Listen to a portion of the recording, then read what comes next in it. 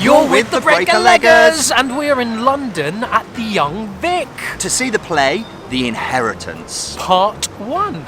So stay tuned to find out how many legs. Whether it's break a leg or leg it.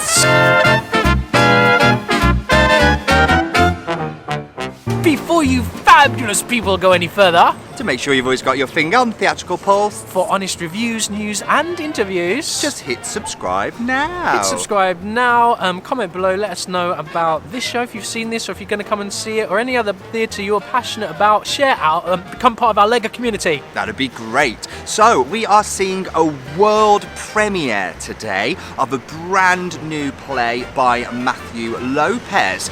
This piece is being directed by Daldry, whose credits include The Audience, for which he won an Olivier Award. He's also done Billy Elliot. Yes, both screen and stage, which won lots of awards in both mediums, both in the UK and in the States. And he also won a Tony for the play Skylight. Also, there's a bit of a rumour. Yeah. A bit of a rumour in December 2019, the movie version of the hit musical Wicked. He's kind of been penned as being the director of that also. Yeah, he's been attached to the project for a long time, so we'll see if that comes to fruition next year. About the writer, Matthew Lopez, he's been inspired by E.M. Forster's novel Howard's End to write a new piece asking what's it like to be a gay man in a generation after the AIDS crisis. So based on Howard's End, have you seen Howard's End? Never. Know much about it? No, never read it, never seen it, Same don't know here. anything about it. If you know anything about it, comment below, let us know if it's something we should be checking out. Yeah, the cast includes Kyle Soller, who we saw in Hedda Gabler, the Ivo van Hove production. You can see our review just up there. Also, Tony Award winner and Emmy nominee John Benjamin Hickey, who I absolutely love. Like, I cannot express how excited I am to actually get to see him in the flesh. I don't know him, so I just love him. He's in The Normal Heart, the Big C. He's just phenomenal. Anyway, the play is an epic at almost 7 hours in total. That's for part 1 and part 2. Yes, it's been split into 2 parts, thankfully, so we get a bit of a break in the middle, and there'll be a separate video per part for this. Also in the cast, just as a bit of a teaser, but only for part 2, is a very big, sort of aging now, British actress, a stalwart of the stage, who I can't wait to see in the next part, and we'll talk a bit more about her in that video. Going back to this part, it's 3 hours and 15 minutes with 2 10-minute intervals. Now, we're quite excited about this production because although no venue has been confirmed, they have said that they are transferring to a main big house in the West End. Yes. So some real promising things about this production, but stick around. Hopefully only 10-minute intervals, but hopefully we'll be able to get in our 30-second interval, and stay tuned to the end so we can tell you how many legs.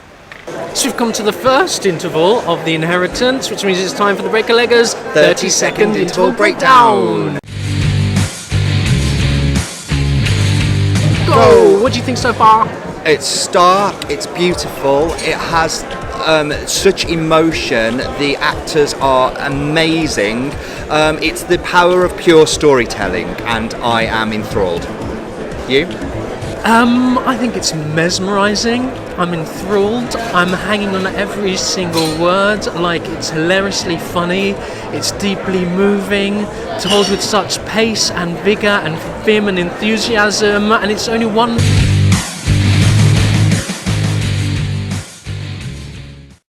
We've come to the second interval of part 1 of The Inheritance, which means it's time for another Breaker-Leggers 30-second interval breakdown. Go! What do you think so far?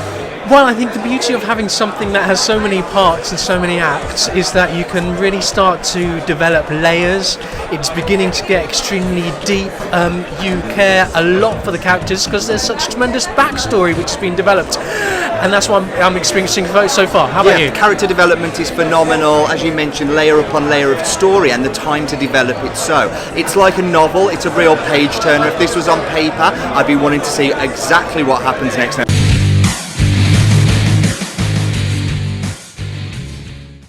We've come to the end of part 1 of The Inheritance here at the Young Vic. So, on the rainy streets outside the Young Vic. Bit of a miserable day. After 3 hours, but we've been on the inside. Was it a miserable play? What did you think? I think that this piece, as you have probably figured out from the interval breakdowns, is pretty phenomenal. Speaking to me on so many levels. Not only it's just so beautifully rich in its characters, in its staging, in its dynamic telling. It's a blank canvas, really, of a set.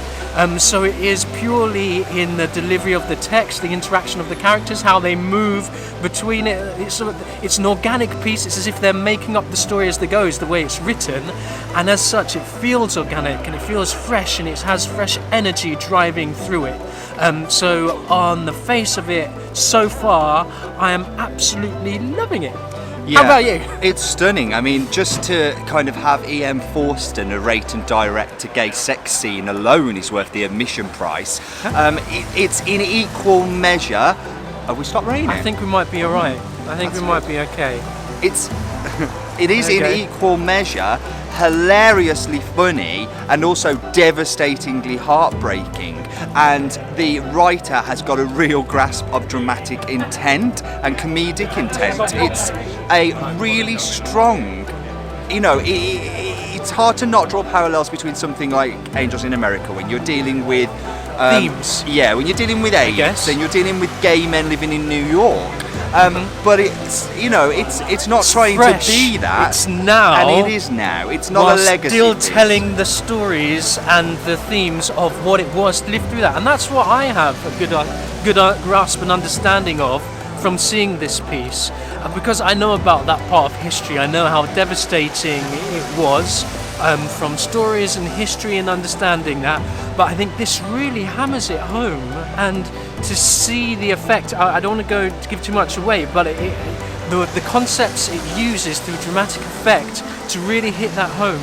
You feel, I felt the loss, and I could start to imagine how totally tragic and devastating that period must have been for the people who had to suffer through that and who lived through that and went on to tell the tale. And not only are we grasping that, but we're only grasping that because of the amazing transcendent experience that the actors are having on stage and that we are seeing. The way that they are portraying those emotions and massive roller coasters of emotions, from the joys of a relationship and love and first discovering someone, to the tragedy of loss and the breakdown of a relationship, and it's utterly believable. There's a few standouts in the cast though. Yes, let's go through some of the standouts in the cast. Andrew Burnap as Toby Darling, very flamboyant in his characterisation, yet not over the top. Beautiful performance from him. Yeah, he's just very natural. I believe him completely. Very well cast, I think, as well. I love it. He's really strong because you almost don't like him, but you like him as well. I'm looking forward to the second part to tap into more of his mindset. Also, Samuel H. Levine in the role of, they play several parts by and large, but specifically his portrayal of Adam in part one is just so believable and vulnerable and just brilliant. Yeah, fantastic. Brilliant. I can't really say much more. Yeah. And also, I've got to say, for me, stealing the show, and award nods his way for Kyle Soller in the role of Eric Glass.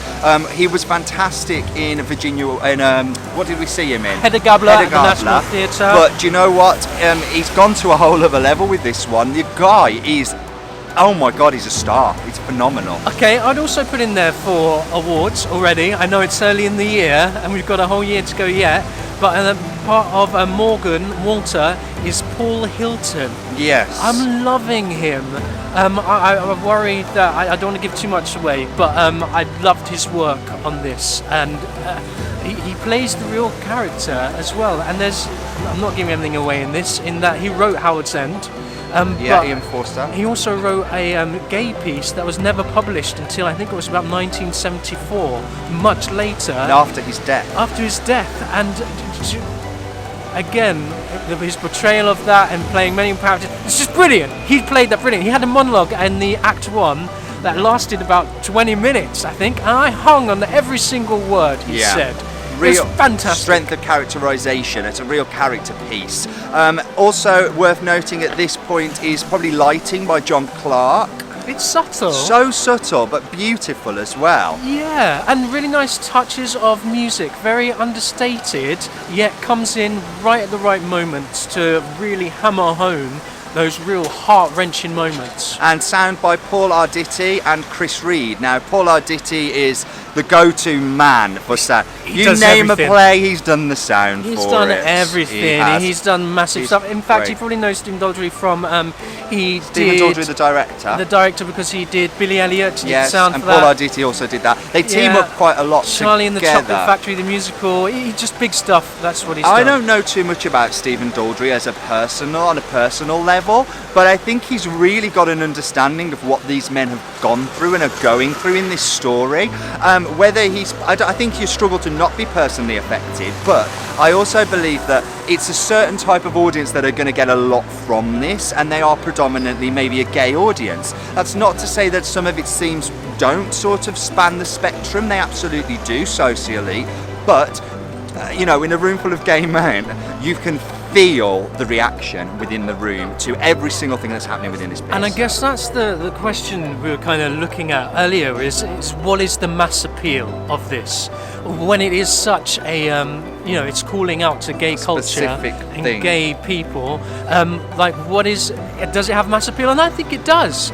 I think it's a real important piece of history. Angels in America spoke to many people. It won cleaned up for the Oliviers. But what it also had was celebrity casting, which surely helped quite a lot. Well, it's also over on This Broadway doesn't now, have and it's that. been nominated for Tonys as well. Yeah. We're going to have to find out how well it does. But I think outside of that, In that respect, I'd also say this was the bigger achievement because it hasn't relied on its casting at all. It's cast the right people, whether known or unknown. I was going to say, who's it? Matthew Lopez is Yes. the writer. I think he's written an absolutely fantastic, beautiful, intelligent, in touch with human emotion and life and experience and culture piece. Like it's some of the best writing I've encountered as a legger. Wow. So I bet that will lead us on quite nicely to Legs for The Inheritance Part 1. For this piece, which is just part 1 so far, we are going to give